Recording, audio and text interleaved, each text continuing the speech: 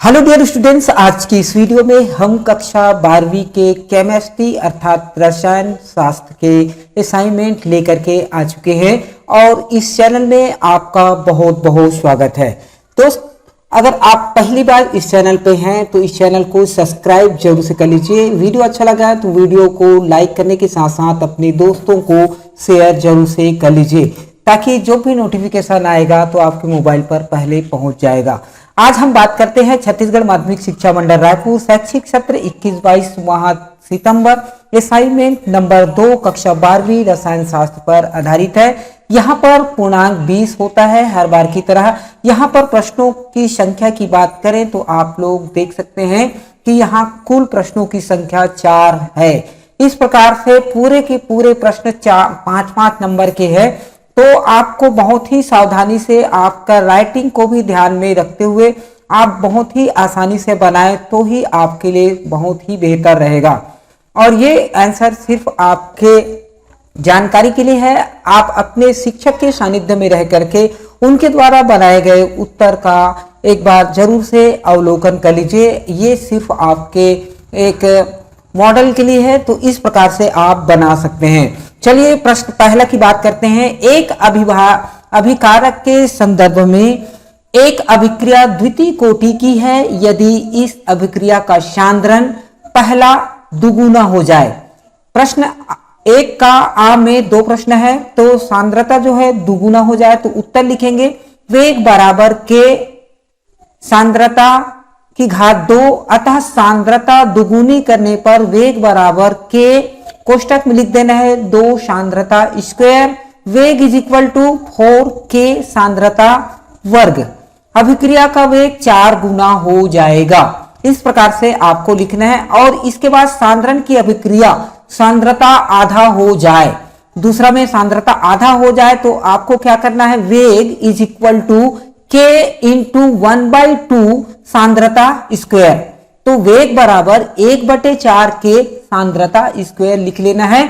अतः अभिक्रिया का वेग 1/4 1/4 हो जाएगा। उसके बाद ब नंबर प्रश्न पहला का बा, एक अभिक्रिया में संक्रियक संकुल की भूमिका को आरेख की सहायता से समझाइए। तो उत्तर है ऊर्जा अवरोध के शिखर पर स्थित उच्चतम ऊर्जा वाले अणु संक्रियक संकुल कहलाते हैं। किसी अभिक्रिया के संपन्न होने के लिए सक्रिय संकुल का बनना आवश्यक है, अतः कोई अभिक्रिया निम्न पदों द्वारा संपन्न होती है। यहाँ पर समीकरण टाइप का लिख लेना है। अभिकारक एरो संक्रियक शंकु, फिर एरो लगाना है। उत्पाद जिस प्रकार से लिखा हुआ है आप ऐसी ही सेम टू सेम आपको बनाना होगा। उसके बाद आप एक डायग्राम देख सकते हैं। यहाँ पर आपको डायग्राम जो कि यहाँ आपको देखने को मिल रहा है, इस डायग्राम को जरूर से बनाना है। उसके बाद इसके बारे में फिर से उल्लेख करना है कि सक्रिय संकुल उच्चतम ऊर्जा अवस्था में होता है, उसकी आयु बहुत कम होती है तथा बनने के बाद वह तुरंत उत्पाद में परिवर्तित हो जाता है। ताप में वृद्धि होने पर संक्रियन ऊर्जा के बराबर ऊर्जा रखने वाले तथा संक्रियन ऊर्जा से अधिक ऊर्जा रखने वाले अणुओं की संख्या में वृद्धि हो जाती है। अभिक्रिया का वेग संक्रियन ऊर्जा के बराबर तथा संक्रियन ऊर्जा में से अधिक ऊर्जा वाले अणुओं की संख्या समानुपाती होती है, अतः उच्च ताप रखने पर अभिक्रिया का वेग बढ़ जाता है।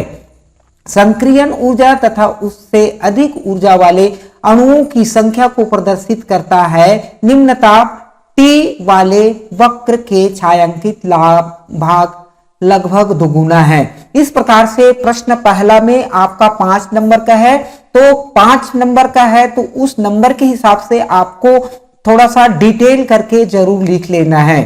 प्रश्न दूसरा में आप देखेंगे, नेहा ने अभिक्रिया R फलन P के लिए सांद्रण R एवं समय के मध्य एक ग्राफ खींचा। इस ग्राफ के आधार पर निम्न प्रश्नों के उत्तर देना है।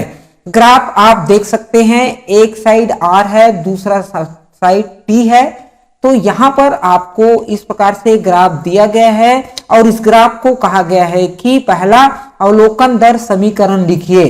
तो यहाँ पर लिखना पड़ेगा कि समय के साथ जैसे जैसे अभिक्रियाकों की संख्या सांद्रता घटती है, अभिक्रिया वेग घटता जाता है। इसके विपरीत अभिक्रिया वेग सामान्यतः अभिक्रियकों के सांद्रता में वृद्धि होने से बढ़ता है। अतः अभिक्रिया का वेग अभिक्रियकों की सांद्रता पर निर्भर करता है। इस प्रकार से आपको लिखना है सामान्य अभिक्रिया R, small R, capital R, arrow लगा के स्मॉल आर, कैपिटल पी।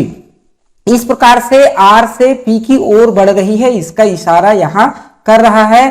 पर विचार करें, इसमें आर अभिक्रियक एवं उत्पादों के स्टॉकियोमेट्री गुणांक है।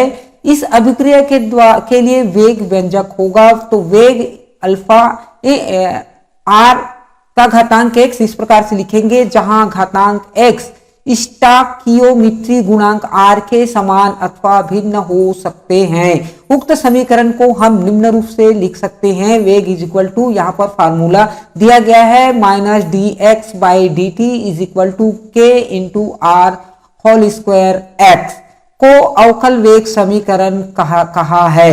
यहाँ के समानुपाती स्थिरांक है जिसे वेग स्थिरांक कहते हैं।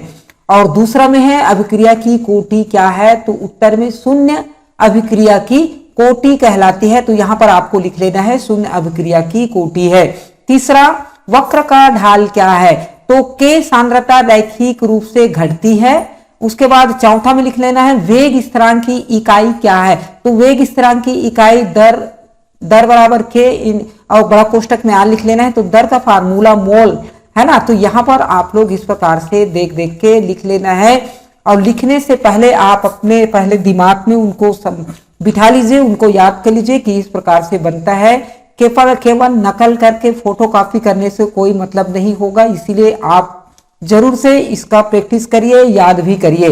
पांचवा, अभिक्रिया का अर्ध आयु क्या है, किसी अभिक्रिया में अभिकारक की प्रारंभिक सांद्रता का आधा जितने समय में उत्पाद में परिवर्तन हो जाती है उसे अभिक्रिया का अर्धायु कहते हैं। शून्य कोटि अभिक्रिया के लिए फार्मूला आप देख सकते हैं यहां पर दिया गया है। इस फार्मूले के माध्यम से आपको पूरे के पूरे बनाने होंगे, देख लीजिए इस प्रकार से बनाना है और आखिरी में लिख लेना है कि इस प्रकार अर्धायु t 1/2 एवं प्रारंभिक सांद्रता A0 के मध्य आरेख मूल बिंदु से होकर जाने वाली सीधी रेखा प्राप्त होती है, जिसकी ढाल इज इक्वल टू 1/2 के है। इस प्रकार से आपको बनाने हैं। प्रश्न तीसरा देख लीजिए, प्रश्न तीसरा को इस प्रकार से बनाना है, गैसों का ठोसों पर अधिशोषण के लिए दाब का प्रभाव बताइए। सांद्रता नियंत्रण एवं उच्च निर्वात हेतु अवशोषण के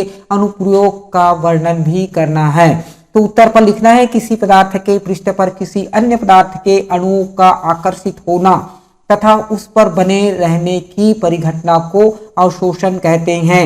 दाब का प्रभाव हेडिंग डाल के लिखना है, गैसों के अधिशोषण के दौरान उनका दाब बढ़ता है, अतः ली सातेलियर के नियमानुसार दाब में वृद्धि करने से अधिशोषण बढ़ता जाता है। स्थिर ताप पर अधिशोषण की मात्रा K/M एवं दाब के मध्य खींचे गए वक्र को अधिशोषण समतापिक वक्र कहते हैं।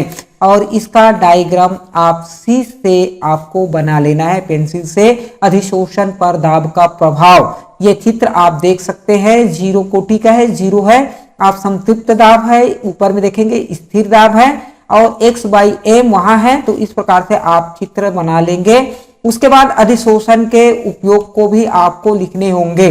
तो इसका पहला उपयोग देख लीजिए, उच्च कोटि की निर्वात उत्पन्न करने में जिस पात्र में निर्वात चाहिए उसे निर्वात पंप से जोड़कर जितनी रिक्तता संभव हो प्राप्त कर ली जाती है, जिसके लिए उसे कम ताप पर ठंडा किया गया चारकोल डालते हैं, जो पात्र में शेष वायु, नमी, धूल के कणों आदि का अधिशोषण कर लेता है, निर्वात उत्पन्न हो जाती है। इस प्रकार से आपको लिखना है। उसके बाद दूसरा पॉइंट लिखना है, इसका उपयोग में नमी दूर करने में सिलिका जेल, एल्यूमिना जैसे कुछ यौगिकों में जलवाष्प को अवशोषित करने का गुण होता है, अतः इनका उपयोग वातावरण की नमी दूर करने में तथा आर्द्रता को नियंत्रित करने के लिए किया जाता है। तो इस प्रकार से आपको दो उपयोग लिखना पड़ेगा। चलिए अब आखिरी प्रश्न की बात करते हैं। प्रश्न नंबर 4 का निम्न को उदाहरण सही समझाइए।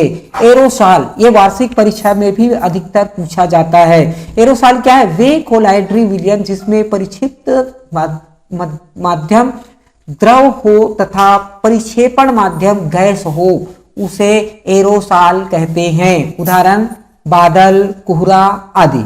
दूसरा पूछा गया है हाइड्रोसॉल। तो ये हाइड्रोसॉल क्या है? वे कोलाइडरी सॉल जिसमें परिक्षेपण माध्यम जल होता है, जिसमें ठोस के कण परिक्षिप्त रहते हैं। उदाहरण के लिए स्टार्च और सॉल लिख सकते हैं। बा पर पूछा गया है निम्नलिखित परिस्थितियों में क्या प्रेक्षण होंगे। तो इसमें दो है। तो यहां पर पहला है जब प्रकाश किरण पुंज कोलाइडराइन साल में से गमन करता है तो क्या होगा। जब प्रकाश की किरण कोलाइडरी विलयन से गुजारी जाती है तो प्रकाश का प्रकीर्णन देखा जाता है, उसे डिंटल प्रभाव के नाम से जाना जाता है। इससे किरण का पथ प्रकाशित होता है। और प्रश्न दूसरा पूछा गया है यहाँ पर जल योजित फेरिक ऑक्साइड साल में सोडियम क्लोराइड विद्युत अपघट्य मिलाया जाता है। तो इसका उत्तर देख लीजिए। जब NaCl अर्थात साधारण नमक को फेरिक ऑक्साइड में मिलाया जाता है तो यह देखा जाता है कि Na+ अर्थात जो नाइट्रोजन सोडियम का धन आयन और क्लोराइड का ऋण आयन फेरिक ऑक्साइड सॉल के कण P धनात्मक आवेशित होते हैं। इस प्रकार वे Cl अर्थात क्लोराइड का ऋणात्मक आवेश की उपस्थिति में जमा हो जाता है। तो इस प्रकार से आपको बनाने हैं। और आखिरी में और पूछा गया है तीसरा नंबर, इसको भी आप जरूर से देख लीजिए।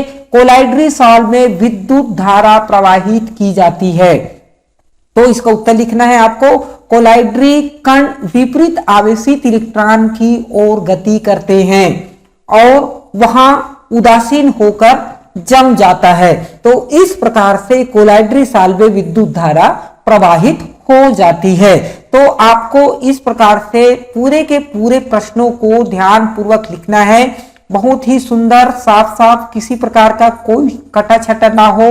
तो अगर आप ऐसी ही लिखेंगे तो कम से कम आपको 20 में से 18, 17, 18, 19 नंबर मिल जाएगा। अगर अपने राइटिंग को भी अच्छे से इस प्रकार से साफ सुथरा लिखेंगे तो इस प्रकार से माह सितंबर रसायन शास्त्र का क्वेश्चन पेपर आप देख सकते हैं। रसायन शास्त्र 20 नंबर का आया हुआ है। तो चैनल में एक बार फिर से कह देता हूं, पहली बार है तो चैनल को सब्सक्राइब जरूर कर लीजिए। वीडियो अच्छा लगे तो वीडियो को लाइक करने के साथ साथ अपने दोस्तों को शेयर जरूर से कर लीजिए। चलिए आज की इस वीडियो में इतना ही, और किसी अच्छे कंटेंट के साथ फिर से मुलाकात होगी। तब तक के लिए हैव ए नाइस डे।